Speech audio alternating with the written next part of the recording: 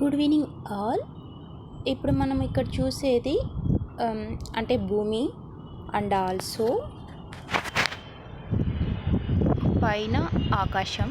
ఏంటి అమ్మ ఇలా చెప్తుంది అనుకోవద్దండి, లాస్ట్ ఎండింగ్ వరకు వినండి.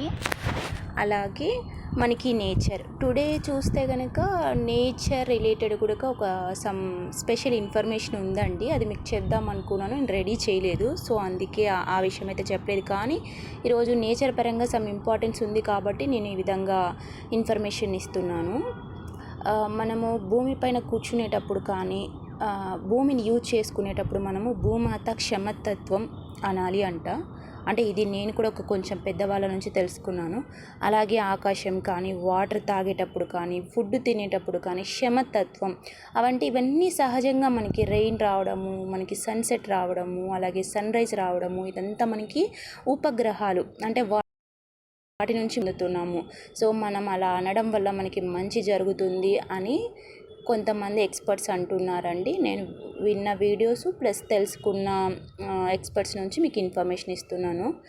అలాగే నేచర్ని ప్రేమించే వాళ్ళకి అంటే మనకు కూడా ఆ నేచర్ ఎలా ఉంటుంది అలాగే మన లైఫ్ కూడా ఉంటుందని చెప్పేసి ఇప్పుడున్న సైన్స్ ఇంత ఫాస్ట్గా అభివృద్ధి చెందుతున్న డేస్లో ఇదేంటి